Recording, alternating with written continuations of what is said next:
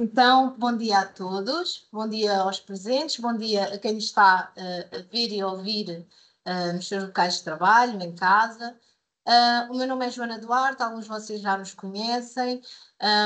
Aqui está a doutora Sara Ferreira, é a nossa interna do Serviço de Pneumologia, e nós hoje vamos falar aqui de um tema que eu acho que é um tema muito desafiante, tanto para nós como para qualquer especialidade, seja os médicos de família, seja medicina interna e outras especialidades, que obviamente às vezes num rastreio ou num follow-up constatam e deparam-se com um nódulo pulmonar. Sendo um tema muito abrangente, nós tentámos estruturar aqui a nossa apresentação segundo as últimas guidelines em termos deste tema.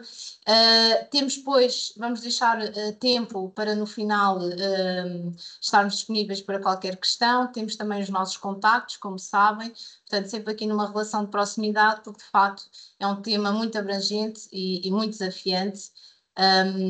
E vamos dar então início à apresentação e vou passar a palavra aqui à nossa querida Sara, que tenho a certeza que vai fazer aqui uma apresentação brilhante. Portanto, força, Sara. Olá, muito bom dia a todos. A doutora Joana já me apresentou, portanto nós vamos falar um pouco acerca dos nódulos pulmonares, da sua abordagem e da sua referenciação. Vamos passar, portanto, por todos estes itens, dizer apenas que nós aqui vamos falar de nódulos incidentais, ou seja, nódulos que não estão associados a sintomas, que são detectados porque o doente faz um ataque por um outro motivo. Nódulos pulmonares são, por definição, alterações da estrutura pulmonar que não estão, como eu já disse, associados a sintomas, nem a sinais no exame objetivo e que são detectados apenas por exames de imagem. Portanto, caracterizam-se por opacidades arredondadas, que podem ser bem ou mal definidas, não ultrapassam os 3 cm de diâmetro, podem ser únicos ou múltiplos e as suas margens podem ser arredondadas, podem ser espiculadas, estão normalmente rodeados por parênquima normal e quanto à sua densidade podem ser sólidos ou subsólidos, mas já vou falar um bocadinho mais disto à frente. De facto, a utilização generalizada de ataque tornou muito comum a detecção incidental de nódulos mais pequenos, inferiores a 1 cm, e estes nódulos representam um grande desafio na nossa prática clínica. Portanto, de acordo com a sua densidade, os nódulos pulmonares podem ser classificados em sólidos ou subsólidos. Sólidos quando a sua densidade obscurece na totalidade as estruturas broncovasculares do pulmão subjacente. Já no nódulo subsólido, este pode ser subdividido em vidro despelido puro ou parcialmente sólido. O vidro despelido puro também se caracteriza por obviamente, por um aumento da densidade comparativamente ao restante parênquima pulmonar, no entanto, não vai obscurecer completamente as estruturas broncovasculares do pulmão. Já o parcialmente sólido é uma combinação destes dois tipos de nódulos. Portanto, é um nódulo em vidro despelido com alguma componente sólida, que tal como podemos ver nesta imagem, a imagem A, em que podemos ver um nódulo denso, portanto, um nódulo sólido.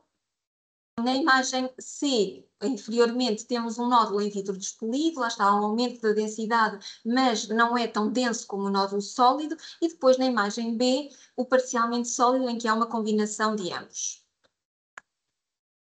Os diagnósticos diferenciais de nódulos pulmonares são imensos, vão desde tumores benignos, como o amartoma, o adenoma, o lipoma, tumores malignos, podem ser também infecções, granulomas infecciosos, ou então granulomas não infecciosos, como no caso da artrite reumatoide, sarcoidose. Portanto, a lista é muito vasta.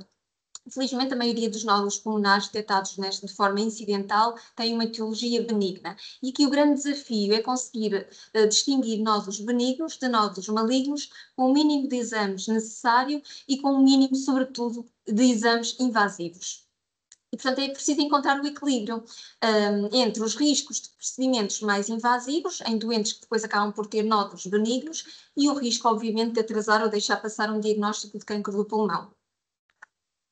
Para nos ajudar a orientar e a abordar estes nódulos, Temos então algumas guidelines, nomeadamente as da Sociedade de Fleishman, que foram publicadas inicialmente em 2005 e que foram atualizadas. A última atualização é de 2017, já tem alguns anos, mas ainda assim continuamos a basear-nos nestas guidelines. É importante referir que são destinadas a nódulos incidentais detectados em TAC e aplicadas a adultos com idade igual ou superior a 35 anos de idade. Portanto, não se destinam a rastreio do cancro do pulmão, não se destinam a doentes com neoplasia conhecida e, portanto, com risco de metastização, a doentes imunocomprometidos, nem a crianças ou adultos com menos de 35 anos. Nestas faixas etárias, aqui o risco de malignidade, apesar de existir, é muito inferior e é mais provável uma causa infecciosa. Portanto, nestes casos, têm que ser abordados de forma individual. Quanto ao rastreio do cancro do pulmão, atualmente em Portugal ainda não dispomos de um rastreio organizado. No entanto, a nível internacional temos classificações como a Langerhans, que foi criada pelo Colégio Americano de Radiologia, que é muito semelhante à BIRADS do tumor da mama, do cancro da mama. Também existem outras guidelines, como as da NCCN. Atualmente ainda não dispomos, como eu disse, de um rastreio, apesar de, no final de junho, ter sido anunciado que vão arrancar 2 projetos pilotos de rastreio do cancro do pulmão. A nossa apresentação não tem nada a ver com isso, tem sim a ver então com os nódulos detectados de forma incidental. E estas guidelines começam por nos dar algumas recomendações técnicas relativamente a TAC de tórax. Aquilo que nos dizem é que qualquer TAC torácica num adulto deve ter cortes finos, contíguos, entre 1 milímetro a 1,5 milímetro, isto para ser possível caracterizar de forma correta os nódulos pulmonares quanto à sua densidade. Estes cortes finos vão nos permitir detectar componentes de cálcio e gordura tão importantes porque vão implicar abordagens depois diferentes também.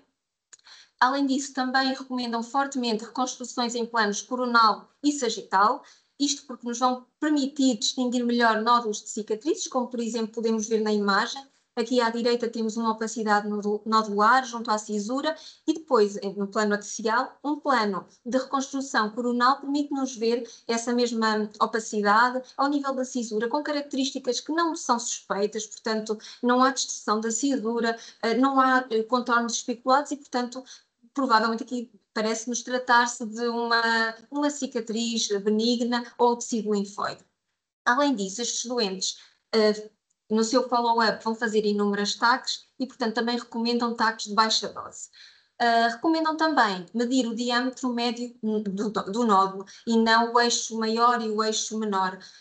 Isto para nódulos pequenos, até 1 centímetro. A partir daí, ou massas, aí sim salientam que é importante mencionar o maior eixo e o menor eixo.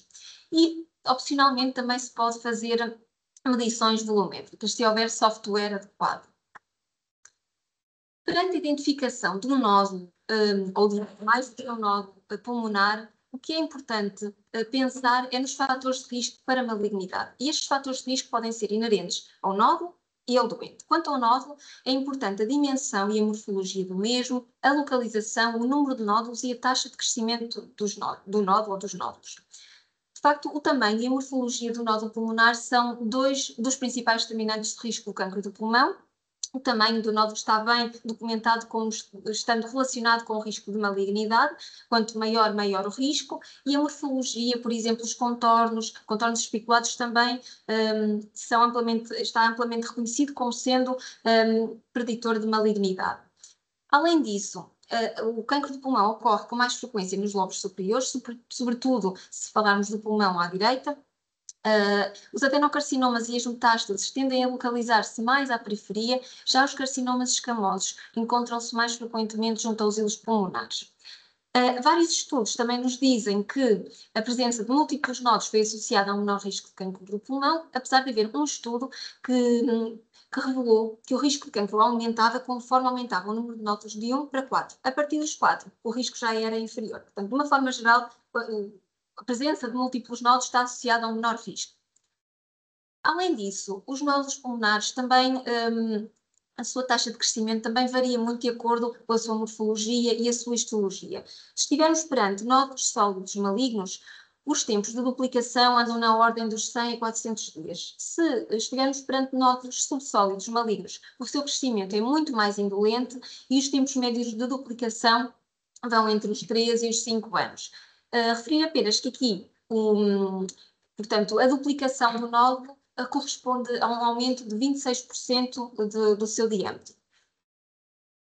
Quanto aos fatores de risco de malignidade para o doente, sabemos que o enfisema e a fibrose pulmonar, principalmente a fibrose pulmonar idiopática, são 2 fatores de risco reconhecidos para o cancro do pulmão. Também a idade está amplamente associada ao aumento progressivo e acelerado do risco de pulmão, também aumenta conforme a idade também avança. É raro em pessoas com menos de 35 anos e é incomum antes dos 40 anos de idade. Portanto, a partir daí, a cada década adicional de vida, a sua incidência também aumenta de forma constante. Um outro fator é a história familiar de cancro do pulmão, tanto para fumadores como não fumadores. Além disso, também há uma incidência maior, mesmo com níveis baixos de tabagismo em homens negros e nativos havaianos. No entanto, o grande fator de risco é, sem dúvida alguma, o tabagismo. Ele está reconhecido desde a década de 60, com um risco aumentado de 10 a 35 vezes comparativamente aos não fumadores. O tabagismo passivo também assume algum risco, obviamente não tão expressivo como o tabagismo ativo. E depois existem ainda outros inalantes, como os asbestos, o urânio e o radão, que também estão associados ao desenvolvimento de cancro do pulmão. As guidelines recomendam-nos assim estratificar o risco da seguinte forma: portanto, baixo risco quando temos doentes jovens, sem significativa carga tabágica, nódulos pequenos com margens regulares que não estejam localizados nos lobos superiores. Já os de alto risco são doentes com uma idade avançada, com uma carga tabágica significativa, com nódulos de maiores dimensões, com margens espiculadas, irregulares e localizados no lobo superior. Começando aqui pelo nódulo sólido solitário. Ora, estes nódulos, se forem inferior a 6 milímetros, a probabilidade de malignidade, mesmo em doentes considerados de alto risco, é inferior a 1% e, portanto, não se recomenda follow-up. Há aqui uma exceção para os doentes de alto risco em que aquilo que nos dizem é que é opcional fazer TAC aos 12 meses. Isto, se estivermos perante um doente de alto risco ou um nódulo que tem já uma morfologia suspeita, que se localize no lobo superior, porque aqui o risco pode aumentar de 1 para 5%. E para ilustrar esta situação, trazemos esta imagem, em que podemos ver na imagem da esquerda um nódulo pulmonar sólido, pequeno, com 5 milímetros, mas já tem umas margens lobuladas, encontra-se no lobo superior esquerdo e, portanto, optaram por TAC aos 12 meses. E, de facto, aquilo que verificamos é que há um aumento expressivo, aqui na imagem da direita, com 13 milímetros, e, portanto, a análise histopatológica revelou tratar-se de um adenocarcinoma invasivo. Se estivermos perante um nódulo sólido solitário já entre os 6 e os 8 milímetros, a probabilidade de malignidade vai entre os 0,5% e os 2%. Doentes, sejam eles de baixo ou de alto risco, devem fazer TAC aos 6 e 12 meses. Depois, se o doente for de alto risco, repete também aos 18, 24 meses. Se for um doente de baixo risco, mais uma vez, eles deixam aqui a opção, portanto, mediante a morfologia do nódulo, e se não tivermos a certeza se o nódulo está estável, se cresceu, pronto, aí nessas situações deve ser repetida a TAC aos 18, 24 meses, ou seja, após 6, 12 meses da última TAC. Se estivermos perante um nódulo sólido solitário já com mais de 8 milímetros, então, neste caso, devemos optar por ou TAC aos 3 meses, ou PET ou biópsia. Qualquer uma destas, ou uma combinação até das 3, qualquer uma delas pode ser apropriada, mediante o aspecto, a morfologia do nódulo, mas também outros fatores como comorbilidades do doente, por exemplo. E aqui trazemos alguns exemplos do nódulo sólido solitário. À esquerda temos exemplos de granulomas, portanto um nódulo sólido com uma calcificação central, depois calcificação laminar, muito sugestivo de granuloma. Dizer aqui apenas que um nódulo sólido com calcificação difusa, ou seja, todo ele calcificado, calcificação central, como vemos aqui, laminar, como vemos nesta imagem, ou ainda um padrão em popcorn, em pipoca, são sugestivos de etiologias benignas. À direita também conseguimos ver um nódulo sugestivo, um amartoma, portanto um nódulo sólido. Aqui a imagem de tecidos moles permite-nos ver claramente a gordura e a calcificação, portanto aqui muito sugestivo de um amartoma, também com contornos regulares. A imagem inferior já se trata de um nódulo sólido, mas este sim com um aspecto muito suspeito, com especulação, com margens muito especuladas e, de facto, a histologia revelou tratar-se de um adenocarcinoma invasivo. Perante nódulos sólidos múltiplos, com menos de 6 milímetros, são situações muito frequentes e geralmente correspondem a situações benignas. Normalmente traduzem granulomas residuais, infecções prévias ou gânglios intrapulmonares. E, portanto, em doentes de baixo risco, nem se considera, não é recomendado o follow-up. Se o doente for de alto risco, mais uma vez, não é obrigatório, mas pode-se considerar TAC aos 12 meses. Os autores destas diretrizes falam-nos da questão de que estas guidelines não são recomendadas para doentes com neoplasia suspeita ou conhecida, porque neste caso já poderíamos estar aqui perante metastização. Além disso, se houver aqui uma clínica de infecção ou se for um doente imunocomprometido, podemos estar perante um caso de infecção ativa e, portanto, obviamente que aqui justifica-se um follow-up a curto prazo. Mas, como eu disse, estas guidelines não incluem doentes imunocomprometidos. Se estivermos perante múltiplos nódulos sólidos já com mais de 6 milímetros, então aqui recomenda-se fazer TAC aos 3 de 6 meses. Se for um doente de alto risco, repete aos 18, 24. Se for um doente de baixo risco, é opcional repetir aos 18, 24 meses. A orientação portanto, a nossa orientação deve ser sempre de acordo com o nódulo mais suspeito. E aqui o mais suspeito não quer dizer que seja o nódulo maior, muitas vezes é o nódulo que tem características mais, portanto, mais suspeitas. Se houver essa situação, se houver aqui entre múltiplos nódulos algum que nos pareça que tem uma conformação duvidosa, então devemos pensar sempre na possibilidade de metastização. E, de facto, esta imagem que trazemos mostra-nos isso, são vários nódulos, principalmente se os nódulos forem nos lobos inferiores, neste caso de metástases mais nos lobos inferiores, mais à periferia e com uma ampla variação de diâmetro entre eles, tal como nos mostra esta imagem, que são vários nódulos de vários tamanhos, mais nos lobos inferiores, e que trata-se de um doente com carcinoma da tireoide com metastização pulmonar. Passando agora aos nódulos subsólidos. Vamos começar pelos nódulos em vidro despelido puro, solitário. Estes nódulos com menos de 6 milímetros geralmente não se recomenda follow-up.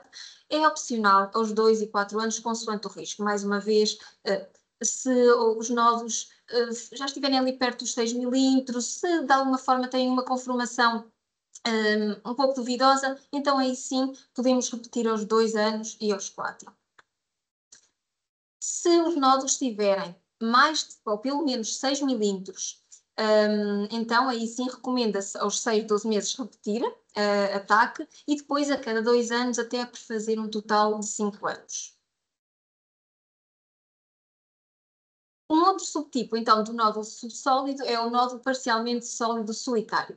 Se este nódulo tiver menos de 6 milímetros, não se recomenda follow-up, isto porque um nódulo com menos de 6 milímetros não nos permite dizer com grande certeza qual a sua componente sólida e, portanto, deve seguir as mesmas orientações de um nódulo em vidro despelido.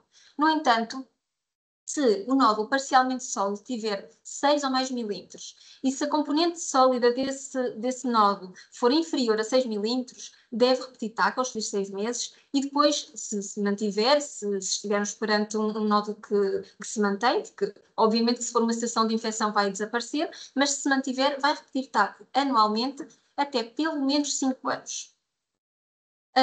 Se estivermos perante um nódulo com 6 milímetros ou mais, mas a sua componente sólida já for de 6 milímetros ou superior, aqui já começa a ser mais suspeito.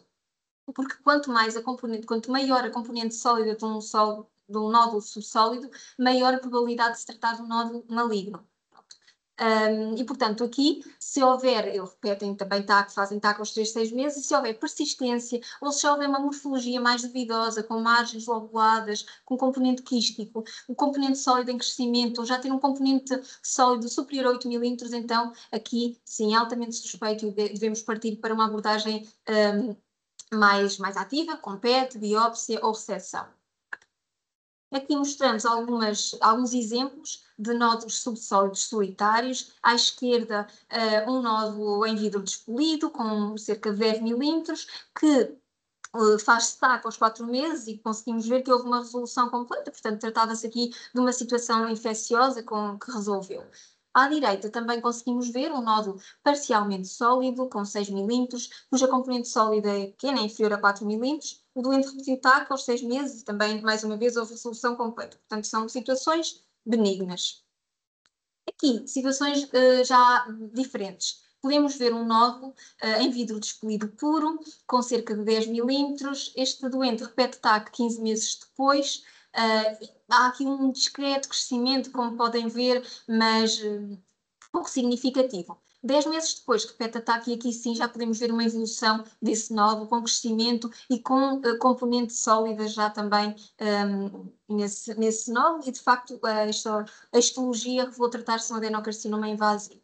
À direita temos mais um exemplo de um nódulo que à partida já é suspeito, em um nódulo subsólido, já com componente sólida também considerável. Repetiu TAC aos 3 meses e verificamos que essa componente, o nódulo em si não cresceu muito, mas houve um aumento da componente sólida e portanto, a cirurgia revelou também um adenocarcinoma invasivo. Quanto aos nódulos subsólidos múltiplos inferiores a 6 milímetros, pode tratar-se de uma situação infecciosa e, portanto, recomenda-se repetir TAC aos 3 ou 6 meses. Se resolveu, ótimo. Se não resolveu, então deve-se fazer um follow-up aos 2, 4 anos. Isto porque estes nódulos têm um crescimento muito indolente e daí estes timings serem superiores ao do nódulo sólido. Se tratar de um nódulo já com 6 milímetros, aliás, de vários nódulos subsólidos com mais de 6 milímetros ou mais, então devemos também fazer TAC aos 3, 6 meses, mais uma vez, também pode ser uma situação de infecção. No entanto, se houver persistência, podemos estar perante, por exemplo, adenocarcinoma primário multifocal, como é o caso desta imagem que temos. Portanto, podemos ver, é o mesmo exame, temos várias opacidades em vidro despolido, com uma a destacar-se aqui no lobo superior esquerdo, e podemos ver na imagem da direita, que é o mesmo doente, mas um corte mais inferior, exatamente, no lobo superior esquerdo. E aqui tratava-se de facto de um adenocarcinoma primário multifocal. Portanto, surge a questão da referenciação à pneumologia. Quando é que deve ser feita e de que forma? Não há guidelines, não há diretrizes que nos digam quando é que é necessário referenciar. No entanto, nós consideramos que é aceitável referenciar quando estamos perante qualquer nódulo com pelo menos 8 milímetros, ou se estivermos perante um nódulo subsólido, seja ele vidro despolido ou parcialmente sólido, com pelo menos 6 milímetros de dimensão. Nódulos com características suspeitas em doentes com fatores de risco para malignidade ou nódulos em que estejam a ser seguidos, por exemplo, no médico de família, e que houve evidência de crescimento no seu follow-up.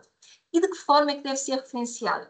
Identificando o doente, sexo, idade, a sua carga tabágica, a profissão, também é extremamente importante, os sintomas associados, se há sintomas constitucionais, como perda ponderal, anorexia, se o doente tem clínica respiratória ou se, por outro lado, é um doente assintomático e, obviamente, o resultado de ataque, importantíssimo a data de ataque, porque isto vai ser importante depois para o agendamento da consulta, quando se está a fazer a triagem de consulta. E claro que se houver alguma dúvida deve ser sempre contactado o pneumologista. Pronto, esta foi a bibliografia utilizada. Muito obrigada, estamos disponíveis para responder esta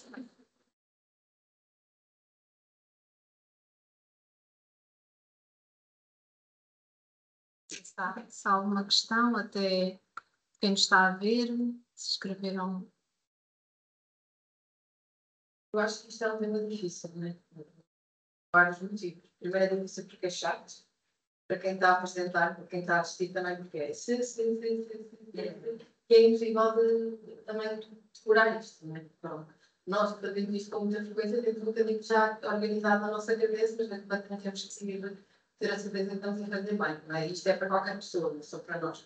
Portanto, aqui o importante é tentar perceber um bocadinho, acho que esta apresentação é importante tentar perceber um bocadinho o que é que são os sinais de alarme, não é? Porque é para não deixarmos passar. É frequente, às vezes temos pessoas que fazem com mais frequência de TAC, não é? Porque o exame está cada vez mais disponível e, obviamente, nos dá muito mais informação nesta história, não é? Portanto, estes novos surgem imenso e é importante o que é que são as red flags, no fundo. é um bocadinho isso, não é? Portanto, ficamos a falar dos fatores de risco, da formação dos novos, também, e acho que esta atenção é super importante. Nesse sentido, pronto. Fica aqui um bocadinho, não é que não tem também nenhuma pergunta, obviamente isto é sempre um bocadinho às vezes difícil de gerir, mas temos três consistentes reformadores, se calhar, vou então fazer aqui uma taxa aos meses para ver, mas não vejo no protesto, já está ali perto dos 6 mil litros, portanto, depois há aqui também um bocadinho aquela nossa noção e o nosso bom senso também, que eu sei que sempre o que acontece com as guidelines. Os guidelines, depois também há sempre o nosso bom senso. Mas pronto, eu acho que é isso, no fundo, é tentar estarmos seguir com as guidelines e depois ter uma referenciação para a nossa parte sempre que houver qualquer dúvida e naquelas reuniões em que realmente é obrigatório, para os maiores, temos de falar disto, etc. É isso, acho que a referenciação ficou muito bem nesse sentido, estava muito bem organizada. Parabéns. Obrigada. Eu gostei muito desta oportunidade. No dia a dia, podemos usar ou utilizarmos as organizações, decidimos sobre estes números, e se calhar, um dia destes, podemos trazer uma sobre os riscos simples e os riscos relativos. Agora também estava muito o estudo, inclusive mais dados, só tem eu gostei por causa de deixarmos pensar também na cozinha exatamente sobre estes. Essas operações.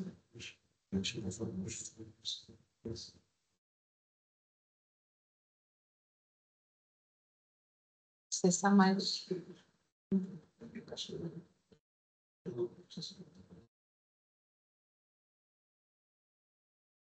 Nós também estamos, lá está, tem os nossos contactos, porque às vezes nós sabemos que as pessoas que nos estão a ver estão a trabalhar e acredito que estavam bastante interessadas em perceber, sobretudo, quando e como, acho que é a parte prática, em qualquer contexto, em qualquer especialidade, e portanto, com facilidade também conseguem entrar em contato connosco, mas ter pelo menos aqueles, ter aqui alguns pontos em termos, lá está, do tamanho, e há outra coisa muito importante, e que isso é transversal, a prevenção, falar, ainda temos muitos doentes fumadores, continuamos a assistir, até nos doentes jovens, infelizmente continuam a aparecer, e devem ver na vossa prática, doentes jovens fumadores, e depois aparecem, lá está, não há propriamente grandes queixas, e fazem um ataque por outro motivo qualquer, ou até um raio-x, e depois deparamos,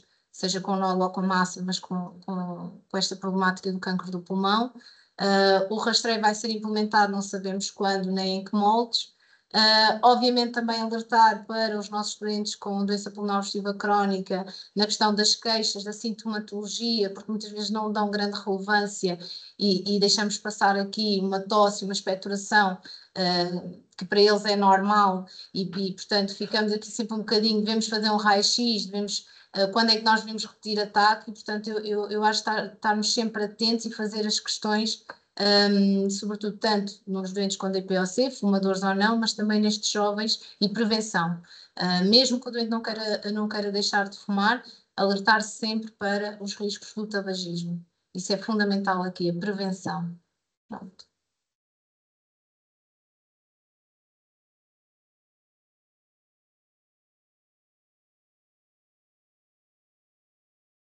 Acho que não há mais questões e podemos dar um encerrar. Pronto, obrigada também. Agradecer quem está a ver e ouvir. Obrigada.